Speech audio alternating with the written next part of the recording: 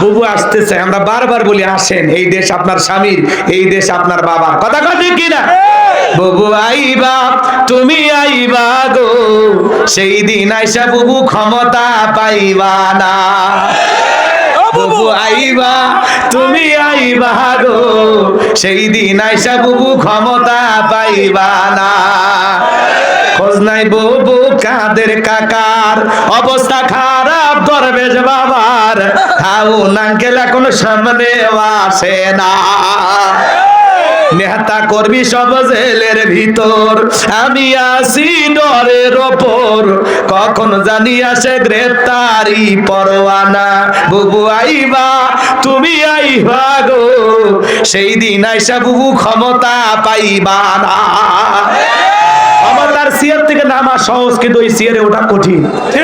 আগামীতে আমরা সিদ্ধান্ত নেব, আর যাই হোক কোন নারীকে আমরা ভবিষ্যতে আর প্রধানমন্ত্রী বানাবো না। আমরা ভবিষ্যতে যেই দলেরই হোক একটা পুরুষ প্রধানমন্ত্রী চাই। কারণ নারীরা ক্ষমতায় গেলে 16 বছর ঘর জামাই ছিলাম, আবার যদি আসে তো ছেলা বুঝে নেন। রাগ করতেছেন মনে হয়? তবে উনি যতই কল রেকর্ড ফাঁসুক আর যত কথাই বলুক, উনি আসবে না। লেখে নেন, লেখে নেন। আনাও যাবে না, সহজ না। আনাও যাবে না মানে সময় মতো আনা লাগবে। আচ্ছা, হ্যাঁ, রাগ করতেছেন নাকি আপনারা? আপনারা বড় বড় গলায় বলতেন আমি পালাবো না, আমি যাব না, তো গেলেন কেন? আপনি যায়া আমাদের জীবনে অনেক বড় ক্ষতি করছেন। ওই 2-3 দিন আপনি যদি পদত্যাগ করে জেলেও যাইতেন, তাও নেতা কর্মীও শান্তি পাইতো, আপনিও ভালো থাকতেন। কিন্তু এইভাবে চলে যাওয়ার কারণে এই দেশে যে পরিমাণে লুটপাট হয়েছে, যে পরিমাণে দুর্নীতি হয়েছে, মানুষ যত ক্ষতির সম্মুখীন হয়েছে, আল্লাহর কাছে আপনি হিসাব দেবেন। আপনি আরো 20 বছর ক্ষমতায় থাকলে দেশের যতটা ক্ষতি না হইতো, আপনি পালিয়ে যাওয়ার কারণে তার চেয়ে বেশি ক্ষতি হয়েছে। কি ভাই মিথ্যা? মানুষ আপনাকে মমতাময়ী প্রধানমন্ত্রী বলতো, আপনার এত কোটি অনুসারী, তাদের জীবনের মায়া নাই, নিজের জীবনটাই বড় মনে করলেন। কথা কন না কেন? নেত্রী দরকার ভাগি না, নেত্রী দরকার তেগি। তেগি জীবন দেবে, তাও দেশ ছাড়বে না। কথা কন। পাশের দেশে চলে গেছে, উনি ওনার বক্তব্যে বলেছিলেন আমি ভারতকে যা দিয়েছি, ভারত কোনো দিন আমাকে ভুলবে না। দুনিয়ার কোন জায়গায় জায়গা হয় না, ভারত কেন জায়গা দিয়েছে? ওই বন্ধুত্বের খাতিরে। এ কথা কোন না আপনারা?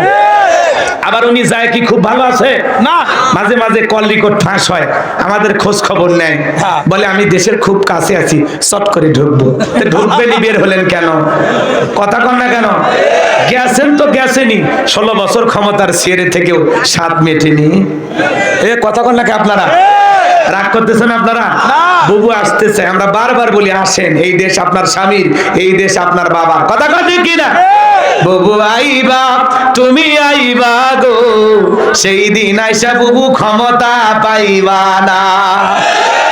বুবু আইবা, তুমি আইবা গো, সেই দিন আইসা বুবু ক্ষমতা পাইবা না।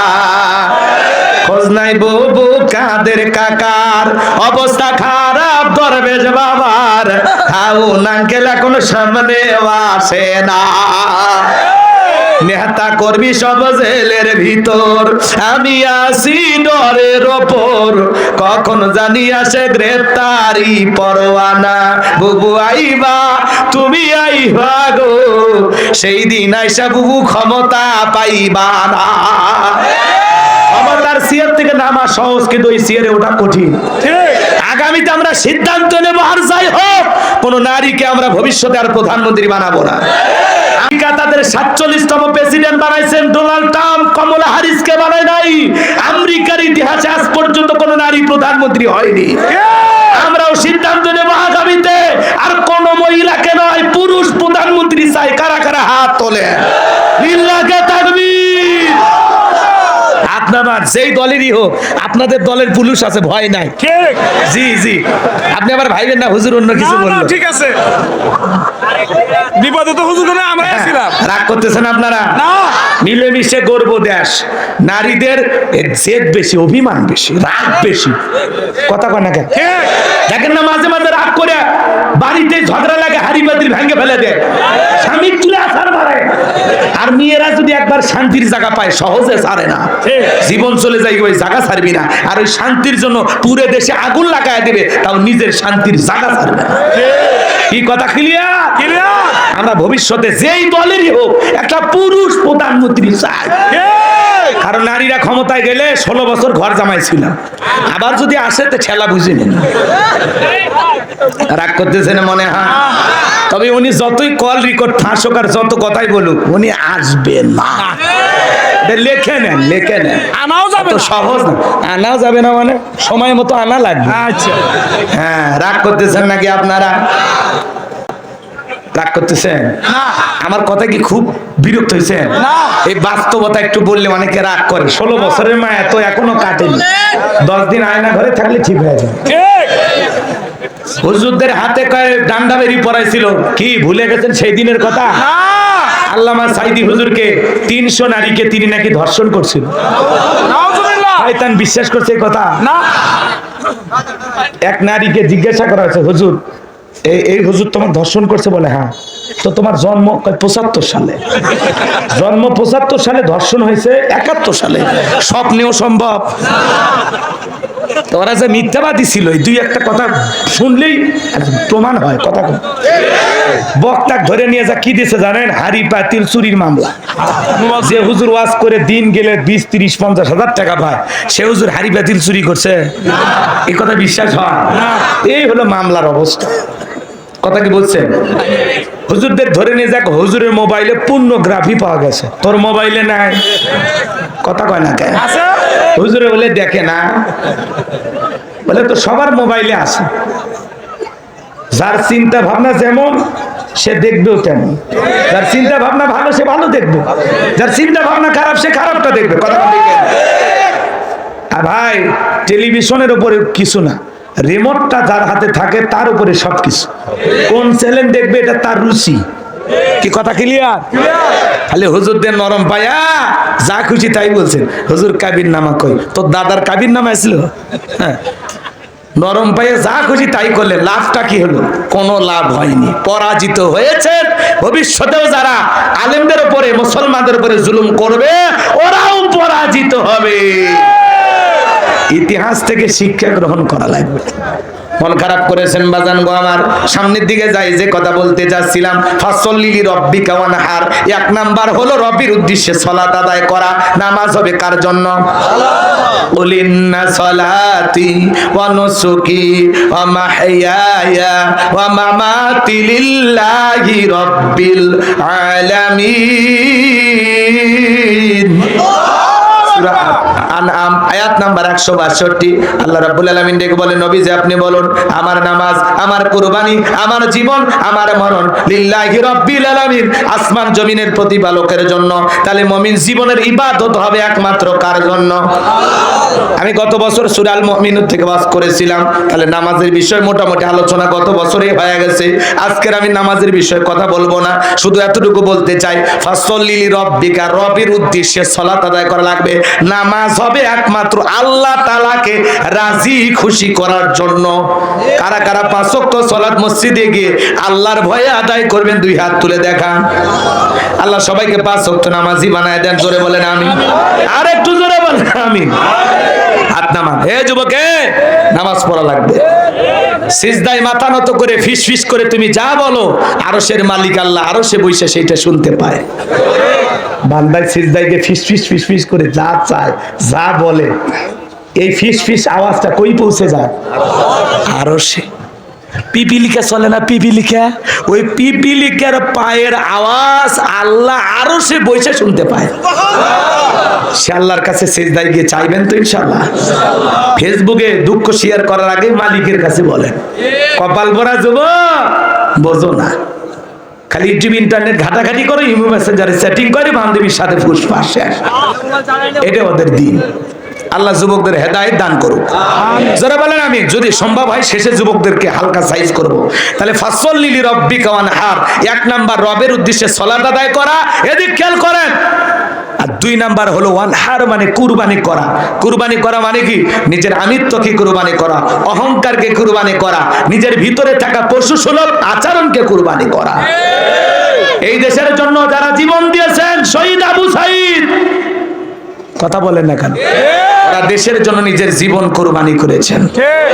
মুগ্ধ নিজের জীবন কুরবানি করেছেন। এগুলো হলো বড় কুরবানি, কথা বলেন ঠিক কিনা? নিজের জীবন যৌবন সবকিছু কুরবানি হবে কার জন্য? রাজি আছি তো ইনশাআল্লাহ? আমরা দেশের জন্য, এই জমিন ইসলামকে প্রতিষ্ঠিত করার জন্য আমাদের জান মাল সবটুকু কুরবানি দেব ইনশাআল্লাহ। আমাদের জান মালের সব কুরবানি কবুল করেন, জোরে বলুন আমিন। ওয়ানহার মানে কুরবানি করা। 7 জন গরু ভাগে কেনে, 3 জন দড়ি ধরে টানে, 4 জন পিছন থেকে ঠেলে, এমন একটা গরু কেনে যেই গরুর উপরে বয়স্ক ভাতা ওয়াজিব। কুরবানি স্থান পর্যন্ত হেঁটে যাওয়ার শক্তি নাই, দুর্বল গরু জবাই করে, এরকম গরু কুরবানি দিলে হবে না। আল্লাহ বলেন তাসুরুন নাজিরিন, চমৎকার একটা গাভী জবাই করতে হবে, আকর্ষণীয়, হুষ্ট-পুষ্ট, দেখতে সুন্দর। যারা এই যে ওটা বসা করতেছেন, আমি জানি 12টার পরে আপনারা থাকবেন না, এটা আমার একেবারে মাথার মেমোরিতে সেভ করা আছে, আমি জোর করে শোনাবো না, এই যে শেষ করে দিচ্ছি। শোনেন না ভাই, আমার কথা শোনেন। যারা কুরবানি দিবেন 3টা জিনিস খেয়াল রাখবেন। 1 নাম্বার নিয়ত সহিহ, কুরবানি আল্লাহর জন্য।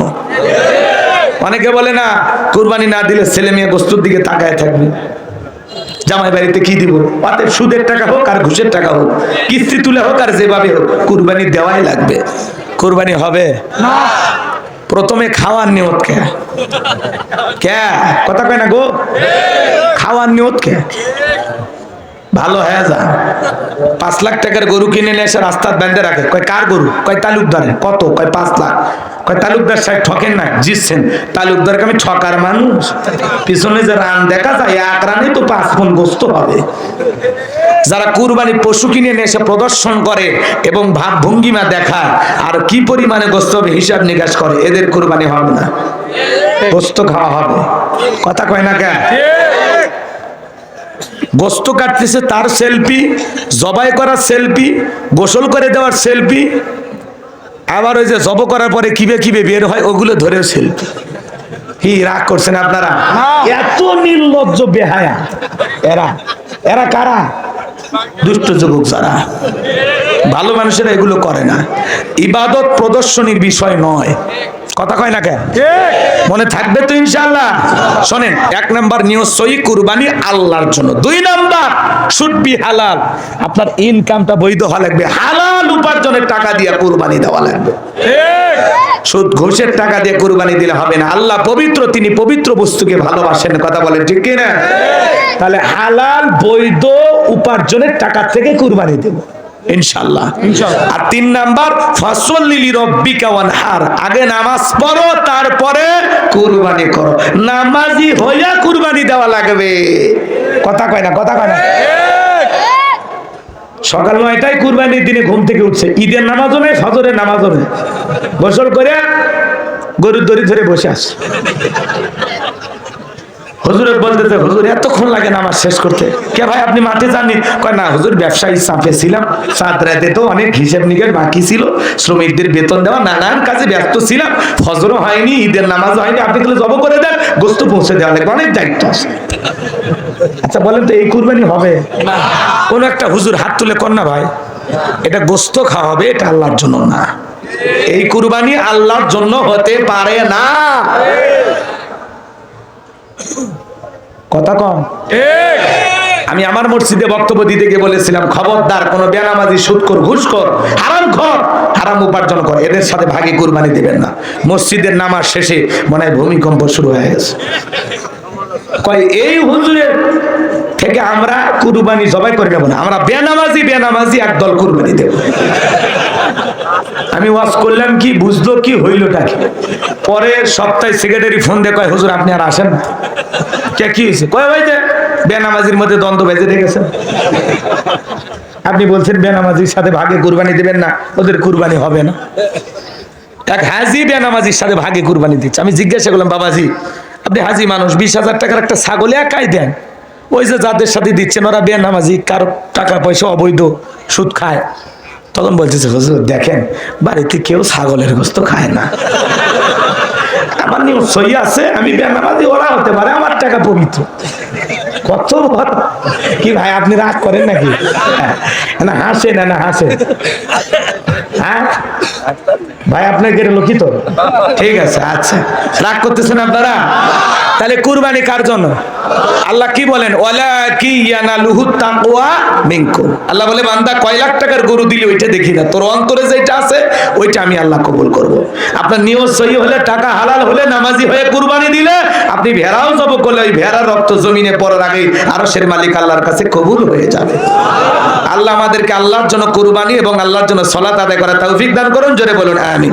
শেষ আয়াত আল্লাহ রাব্বুল আলামিন বলেন, ইন্না শানিয়া কাহুয়াল আবতার। আল্লাহু আকবার। আমার আল্লাহ রেখে বলে, নবী গো, যারা আপনার কেলিস কানের মাংস বলে, আপনি মন খারাপ করবেন না গো নবী। ও নবী, আপনার ছেলে সন্তানগুলোকে আমি আল্লাহ শিশুকালে নিয়েছি, আপনি মন খারাপ করবেন না গো নবী।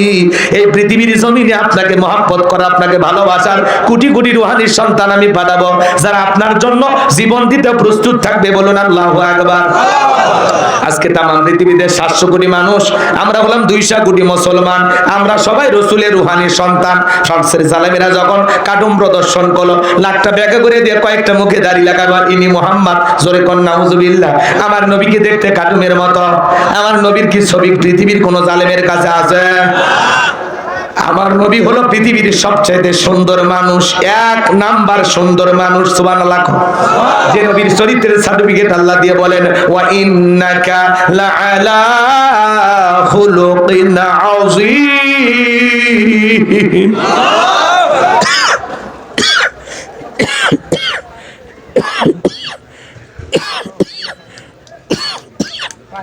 আমার আল্লাহ রাব্বুল আলামিন বলেন, নবী গো, আপনি হলেন পুত পবিত্র মহান চরিত্রের অধিকারী। বলুন আল্লাহু আকবার। আযীম আরবিতে এমন একটি শব্দ যার গভীরতা মাপা যাবে না।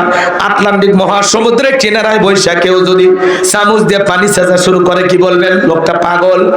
কোনদিন হয়তোবা চামচ দিয়ে আটলান্টিক মহাসমুদ্র শুকানো সম্ভব হতেও পারে, কিন্তু নবীজির চরিত্র নিয়ে আলোচনা করে শেষ করা যাবে না। নবীর সম্মান মর্যাদা কত আগে বললাম না কিছু কথা। যে নবী 63 বছরে জিন্দেগিতে একটি মিথ্যা কথা বলেননি, এমন বিশ্ব রেকর্ড পৃথিবীর আর কোন নেতার আছে?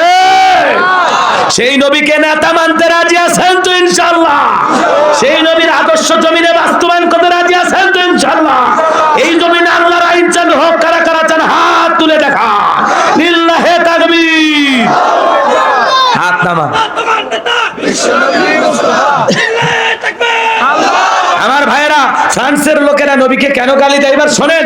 মক্কা নগরীতে ওলীদ বিন মুগীরা বিশ্ব নবীকে গালি দিয়েছিল অকাত্য ভাষায়। আল্লাহ তাআলা আয়াত নাজিল করে বলেন, উতুল্লিম বাদা যালিকা জানিম। নবী গো, এই ওলীদ বিন মুগীরা হলো পিতৃ পরিচয়হীন জারজ সন্তান, এর জন্মের ঠিক নাই। কথা কয় না? এরপরে আপনারা 2-1 জন ওটা বসা করতেছেন, বাড়ি যাবেন না? আসলে বলতে চাইছিলাম, এখন 20 বেজে গেছে, দোয়া করে দিন। নাকি বলেন? যদি পারেন, আমার ড্রাইভারের কাছে আমার লেখা একটা বই আছে, শেষ বিদায়।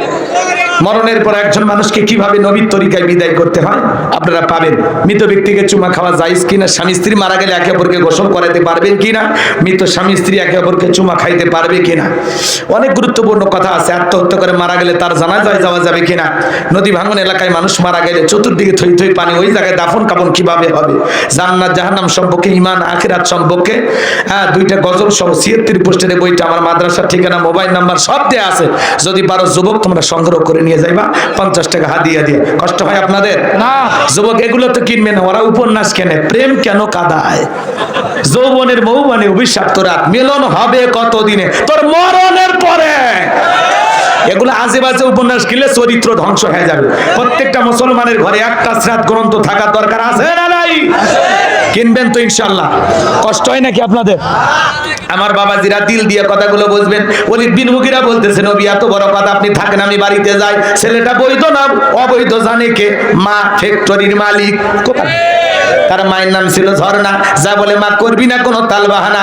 বিশ্বনবী আমাকে বলেছেন উতুল্লিম বাদা জালিকা জানিম, আমি নাকি পিতৃ পরিচয়হীন জারজ সন্তান, আমার নাকি জন্মের ঠিক নাই। ওয়ালিদ বিন মুগিরার মা মনে মনে ভাবতেছে এত গোপন তত্ত্ব নবী জানলো কেমনে? নবী তো জানতেন না, নবীকে জানিয়ে দিয়েছেন তিনি কে? ধরে কম আল্লাহ। সাদিক কই গেল? রাগ করতেছেন আপনারা? নবীকে জানিয়ে দিয়েছেন কে? এবার ওয়ালিদ বিন মুগিরার মা বলতেছে বাবা মিথ্যা কথা বলবো না, তোর বাবা ব্যবসা বাণিজ্যের কাছে এতটাই ব্যস্ত, তোর বাবা ব্যবসা চেনে টাকা চেনে, তোর মায়ের মন বোঝে না, সে যে কেন আসে না, কিছু ভালো লাগে না, এবার আসুক তারে আমি মজা দেখাবো। কথা কয় না, কথা কয় না। দেখবেন ভাইয়েরা যখন বিদেশে থাকে এলাকায় দেবর আমদানি কমে না বাড়ে? ওরা ভাবির দুয়ারে এসে স্লোগান দেয়, ভাবি ভাইয়া তোমার বর, আমি যে দেবর, ভেবে দেখো ভাবি কার কত দাবি, ভাই গেছে মালয়েশিয়ায়, আমি তো দেশে আছি। কথা কয় না কে গো? রাগ করছেন আপনারা? এই দেবরেরা সুযোগ পাইলে ভাবির ঘরে প্রবেশ করে বলে ভাবি আপনার যে চেহারা গো, দেখে মনে হয় না যে আপনার বিয়ে হয়েছে। ভাবি ডিজিটাল মডার্ন, বলে তুই তো এই কথা বলিস, তোর ভাই তো কিচ্ছু কয় না। বলে ভাবি সেই চোখ কি ভাইয়ের আছে? ভাবি যদি নেককার ইমানদার আল্লাহওয়ালা হয়তো, ভাবির অন্তরে যদি আল্লাহর ভয় থাকতো, কি বলতো জানেন? কুল্লিল মুমিনিনা ইয়াগুদ্দুনা মিন আবসারিহিম, ডেকে বলতো হে দেবর, আমাকে দেখার অধিকার তোর ভাইয়ের জন্য জায়েজ আছে, কিন্তু তোর জন্য আমাকে দেখা হারাম। মুমিনের দৃষ্টি থাকবে নিচের দিকে, তাড়াতাড়ি ঘর থেকে বের হয়ে যা, বার হয়ে যা। কথা বল। মা বোন যারা আলোচনা শুনতেছেন, মা দুইটা পুরুষ হইতে 2 কিলোমিটার দূরে থাকবেন, একটা দেবর আর একটা দুলে ভাই, এরা হলো মৃত্যু তুল্য বিষাক্ত সাপের চাইতে ভয়ঙ্কর। ওইদিকে যাবো না, নারীদের ওয়াজ হবে না। কষ্ট হচ্ছে আপনাদের না? এইবার ওয়ালিদ বিন মুগিরার মা বলতেছে বাবা তোর চাচারে দিয়ে ভালোবাসা বিনিময় করেছিলাম, তার ফলে তো জন্ম হয়েছে। নবী যে তত্ত্ব দিয়েছে 100% সত্য। এজন্য মনে রাখবেন, নবীকে গালি দেবে যারা, অবৈধ জারজ সন্তান তারা। নবীজির অপমানে যদি না কাঁদে তোমার মন, মুসলিম নয় তুমি মুনাফিক, নবীজির দুশমন। বিশ্ব নবীর অপমান সইবে না রে মুসলমান। আজকে সেনাবাহিনীর ভাইয়েরা বাংলাদেশে একজন নবীকে নিয়ে কটূক্তি করে চলে ধরে আচ্ছাদারের নাম ধোলাই দিয়েছে, পিটাইয়া নিয়ে গেছে। কথা বলে ঠিক কিনা? আমরা বলতে চাই, কেউ যদি আমাদের নবীকে অপমান করে কথা বলতে চায়, শোনেন, তুমি আমার বাপকে গালি দাও মাইনে নেব, মাকে গালি দাও আমি মাইনে নেব, আমার দলকে গালি দাও আমি মাইনে নেব, কিন্তু আমার বিশ্ব নবী হলেন আমাদের কলিজার টুকরা নবী। নবীকে নিয়ে যদি কেউ কুরুচিপূর্ণ মন্তব্য করে, বাজে ভাষায় কথা বলে, ওই নাস্তিক বেঈমানকে ধইরা ওর বুকের উপরে চইরা জিহ্বা টান দিয়ে ছিঁড়ে কুকুরকে খাওয়া দেব। নবীজির অপমান মেনে নেওয়া হবে না, হবে না, হবে না। নবীজির ইজ্জত সম্মান রক্ষা করার জন্য কারা কারা জীবন দিতে প্রস্তুত, হাত তুলে দেন। লিল্লাহে তাকবীর, লিল্লাহে তাকবীর। আমার বক্তা শ্রোতা সবাইকে আল্লাহ পাক আশিকি রাসূল হবার তৌফিক দান করুন, জোরে বলুন আমিন। আমরা রাসূলের প্রেমিক, কথা বলেন ঠিক কিনা? নবীজির অপমান সইবে না রে মুসলমান। আমার নবীকে নিয়ে কুরুচিপূর্ণ মন্তব্য করে, মনে রাখবেন মুহাম্মদ মানে প্রশংসিত। ফ্রান্সের লোকেরা কেন কার্টুন দেখাইলো শোনেন না? তাম পৃথিবীর মানুষেরা যখন আন্দোলন করেছিল, এই ফ্রান্সের জালেমেরা, আমরা ইমানদাররা জীবিত থাকতে আমাদের নবীকে অপমান করে আরেকটা কার্টুন যদি ঝুলাও, পৃথিবীর মানচিত্র থেকে ফ্রান্সকে আমরা মুছে ফেলে দিব। ওই ভয়ে ওরা কার্টুন দেখানো বন্ধ করলো। এইবার পৃথিবীতে আমরা নতুন করে জরিপ করে দেখলাম, পৃথিবীর 228টা রাষ্ট্র নিয়ে গবেষণা করা হলো, এই ফ্রান্সের লোকেরা কেন গালি দেয়। রহস্য উন্মোচন হয়ে তথ্য বের হয়ে আসলো যে ফ্রান্সের মহিলারা বিয়ের আগেই বাচ্চা জন্ম দেয়। বিয়ের আগে যদি বাচ্চা ডেলিভারি হয়, এটা বৈধ না অবৈধ? এটা হালাল জাদা না কি জাদা?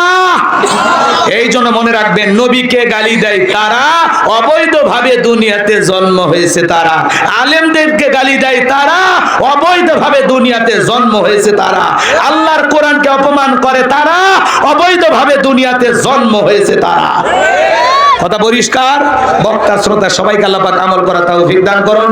বেঁচে থাকলে আবারও দেখা হবে ইনশাআল্লাহ। ওয়া আখিরি দাওয়ানা আলহামদুলিল্লাহি রাব্বিল আলামিন। আমি জানি আপনার